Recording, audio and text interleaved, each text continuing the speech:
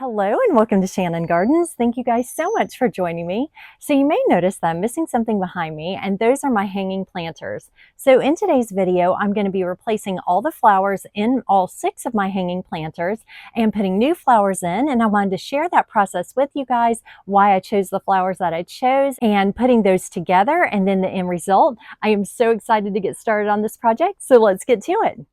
Okay, so I wanted to give you guys an overview just of some of the plants that I've been picking up along the way as I've been visiting nurseries over the last couple of weeks. Some plants I've picked up because they might be a color that I don't normally see in the nurseries, and so I went ahead and grabbed a couple. And then a couple also have been on sale, and so I wanted to go ahead and get those that were on sale and just put them to the side until I'm ready to plant. And whatever I don't use in my hanging baskets today, then I definitely will use in my containers that I'll be planting over the next couple of weeks. So absolutely everything's going to get used and will not go to waste. So first I have this Portulaca here, which is so beautiful and vibrant. And then next to it, I've got the bright pink Pentas. And beside that, I have the Calibrachoa in this beautiful deep purple color. And I also have Calibrachoa. Now, I thought this one was really pretty. This Calibrachoa with the orange and then the reddish tone in the middle there. I picked up these bright orange geraniums, which I thought were absolutely beautiful. And then annual Lantana, as well as my Dipladenias, which I actually got on sale at Home Depot about a week ago. I just happened to catch them on sale while I was there. And so I picked up a few of those. And then I have my cigar plant here as well. So I got a few different types of plants that I will be planting in my hanging baskets today. And I'll go ahead and get started. I'm so excited to get these done and get the spent flowers out of those hanging baskets and get everything replaced and looking nice and fresh for spring and summer. Okay, you guys, so I wanted to show you the before in these baskets, and you can definitely tell why I'm looking to go ahead and replant these. These violas have seen better days. We had a few days of unseasonably hot conditions last week, and it really just did a number on these violas, so they are done. Now, one thing I did want to show you is this container that I have, which is a deeper container, and it's made from a plastic material. And I just wanted to point this out because it is deeper and because of the material that it's made out of, it actually does retain the water a bit better in the heat of the summer. And that's just something to bear in mind when you are looking for hanging baskets, is the type of plant that you may want to put in that pot, bearing in mind the sun exposure as well as that material and how often you'll have to water. So I have 4 total of this type of hanging basket. And then I also have a cocoa lime basket. Now, as you can see here, this is a bit more shallow than the basket I just showed you a moment ago. And these violas need to be replanted as well. Now, what's neat is that my sedum from last year is actually coming back, so I'm going to pull this out. I don't necessarily want to keep it in this basket this year, but I'm going to pull it out and put it to the side because this is something that I'll use in a container as it continues to come in. Now, one thing I did want to point out about this cocoa basket is that it is very well draining. It's quite porous, it's very well draining. And again, that's just something to bear in mind when it comes to your sun exposure and how often you will need to water and choosing the type of plants that I'm going to place in these type of containers. Now here again is one of the deeper pots that I was referencing with the plastic material, and I just wanted to share with you guys. So at the end of the season last year, this had creeping Jenny in it, and I believe it had Dipladenia, and they were done, everything was dead, and so I put them in what I commonly refer to as my experimental garden, which basically is the garden. I'm not sure if anything's going to come back, so I just kind of place them to the side and out of sight and hope for the best. And I just noticed a couple of weeks ago that my creeping Jenny was coming back in. So I have a lot here, and I love using creeping Jenny in my hanging pots and in my containers, and I'm so thrilled to have this coming back. I actually have 3 pots of creeping Jenny that all have come back. So I will definitely be reusing this plant and dividing it and putting it in my containers and pots. But I did want to share that with you guys as well. So I think I'm ready. I've got all my containers cleaned out. I've got fresh potting mix in there along with new fertilizer. And then I've got my creeping Jenny over here, which I've divided, and I've got sitting to the side in case I want to place it in any of these containers today. Now I am actually planting in my dump cart, which I just find is easier because that way if I have any dirt that's spilling over, then it doesn't matter and I can just easily dump it. So I found that this is the best way to go ahead and plant for me. Now, a couple of things to bear in mind when you're doing your containers and when I'm planting my containers is first to think about where that container is and how much sun it gets during the day and how much shade. And then leading with that and making sure that I'm putting the appropriate plants in that container and considering their lighting requirements. And then also with the plants that I'm putting in each container, making sure that those have similar lighting requirements and watering requirements. For example, you don't want a plant in there that really likes moist soil in with a plant that needs to dry out between waterings and maybe is a really drought resistant or drought tolerant plant. So you want to just make sure that you are putting like plants in your container so that they all do well and there's a cohesiveness to that unit. Now, as far as the colors, I think everybody has their own style and color preferences, and so that's just something that is up to each individual. I will say that with plantings that are maybe further from the street but are visible from the street that you may want people to be able to see as they drive by or to have it a little more eye-catching, then you may want to look for something that has bigger blooms or brighter colors. But other than that, it's really up to you. So I'm going to start with my first container here. Now this one is in most sun, but it does get some afternoon shade. And so bearing that in mind, I think what I'm going to do, and I'm just going to put it together here. Okay, so first I'm going to place my geranium. Now this is I'll show you guys the tag here, is the Presto Orange, and look at that bright color. That is exactly why I chose this one. It is so bright and pretty, and this will definitely stand out. So I'm just going to make sure that I like that paired with my Calibrachoa. Now this Calibrachoa, let me show you the tag here, is the Cabaret Midnight Blue, and it is just beautiful. And I really like purple with orange a lot. I like that pairing. And I don't know if you guys can see this here, but on the leaves of the geraniums, there's a little bit of a purplish ring here as well. So I think that that plays nicely off of each other. Now this Calibrachoa will drape over and fill in, and then you have the geranium, which is more of an upright plant. And I just think that that is going to look really, really nice together. Now, I'm not sure if you guys caught my video from a couple of weeks ago, but I actually spoke about the Calibrachoa as well as a few other annuals that I really, really like, and they are more of my go-to annuals. Calibrachoa is one that I really, really enjoy having. I actually prefer it to petunias. I just find them easier to care for, and my petunias generally fizzle out about midsummer. I really like the Calibrachoa though. It seems to be hardier and just works out better for me. And I also like that it is self-cleaning, so I do not have to deadhead the Calibrachoa, which is a super nice plus too. So I'm just going to place that here and there.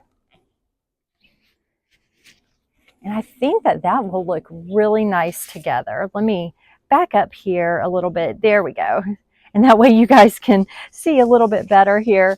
But I just think that that purple and the orange, I love that combination. So I think that's going to work out quite nicely for me in the space that I'm going to plant it. So this is one combination, and then I'll move over to my next combination. So for this hanging pot, I believe I'm going to do a Dipladenia. Now this is definitely a plant that I plant every year. It attracts the hummingbirds and I just love it. This is the Rio Red, and I got these, I believe I mentioned that I got these on sale at Home Depot, and I'm just going to get this planted. I do think I'll use some of my creeping Jenny in there because I used that last year and I really like how the bright green from the creeping Jenny worked with the Dipladenia. So I thought that offset quite nicely, and it was neat to have the Dipladenia, which is a little shrubbier. It will grow out as well, but I liked having that with the creeping Jenny kind of laying down and growing over the hanging pot that I had it planted in. So I thought that that was really, really pretty and looked so nice together. And absolutely love this Dipladenia. So the Dipladenia I'll have planted in most sun again. In the very late afternoon, it'll get some shade, but this is going to be mostly in the sun until the very late afternoon. And this attracts hummingbirds and butterflies. It's just a beautiful plant and it will last through fall. And that's another thing when I am looking for my annuals. I really try to get things that are going to last, that I'm not going to have to replace. There's no guarantee. I mean, something could definitely happen. You may have plants that fizzle out or just don't work out for whatever reason. But I really try to look for some that really last through the season. So I've got my Dipladenia here. You guys can see here, there's that creeping Jenny with it. To give you an idea, the Dipladenia has kind of this dark leaf, and then you've got the creeping Jenny here with that bright green, and I just think that looks really cool. And also the little stems here by the Dipladenia are that bright green too. So I just think it's a neat way to pull out a little bit of the brighter chartreuse color, that lime green that I really like so much. So I will get that planted, and then I'm going to move on and show you guys my last containers. Okay, so here I could go two ways, and I'm a little undecided. I think I know which way I'm going to go, but I was thinking about doing the Penta and then the Lantana with it. I just think, look at that combination and the colors. I really, really like that. Now, I've planted Pentas and Lantana, annual Lantana, a lot in containers, and they are very complementary of each other. I find that they have very similar requirements, so I like planting them together. They just offset each other well. I like how the Lantana is kind of circular. It has these soft little petals, and then you have the star shape of the Penta, and I just think it looks really, really nice together. But then I have another option where I can do the Cigar plant, and let's show that here, along with the Calibrachoa. And let me move these other plants out of the way so you guys can get a better idea of what that looks like. Here we go. So we've got the Cigar plant here, and then we've got the Calibrachoa here. And I really think that these two together are really complementary. This one will grow a little more upright, and this one will grow and cascade over. I do have this planted near a hummingbird feeder, and because this Cigar plant attracts hummingbirds too, I just thought that that would be kind of neat to have another plant over there as well, along with the feeder. So I'm leaning toward this combination. Plus, I actually can use my Pentas and annual Lantana in my other containers, so I may sit tight on those and put those in another container when I'm planting in the next couple of weeks. So just to show you guys, this is the Cigar plant. And let me just show you again those beautiful tubular blooms, and these get 8 to 10 inches high. So I think that combined with this Calibrachoa is the way I'm going to go. And I will show you guys the Calibrachoa Bumblebee Orange. Look at that color. Oh my gosh, I could not resist when I saw that. I thought that was really pretty, and that's something that I've seen often. I don't recall seeing it before, so once I saw it, I definitely grabbed it and knew that I would be using it in a container as soon as I got those planted. So I've got these two here, and I'm going to go that way with this container. One thing I did want to mention too, you guys might see it's a little ratty over here, the cocoa liner. And I've noticed here in the last few weeks that birds have been coming up to my cocoa liners and taking little bits to build their nests. So it's been really cute to see them come up and do that too. So anyway, it's a little ratty over here, but that's okay. We're going to leave that just as is. And I'll get my last cocoa liner and show you guys what I'm going to do with that one. All right, so here's my last cocoa liner, And for this one, now this is going to be the one that gets the most sun. It is in full hot all day sun, and I think for that we're going to go with this Portulaca.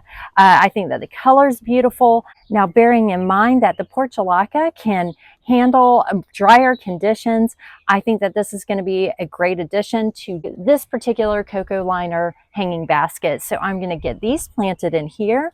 And then I think I will be done with my hanging baskets anyway. So let me get to these and then I'll show y'all the end results.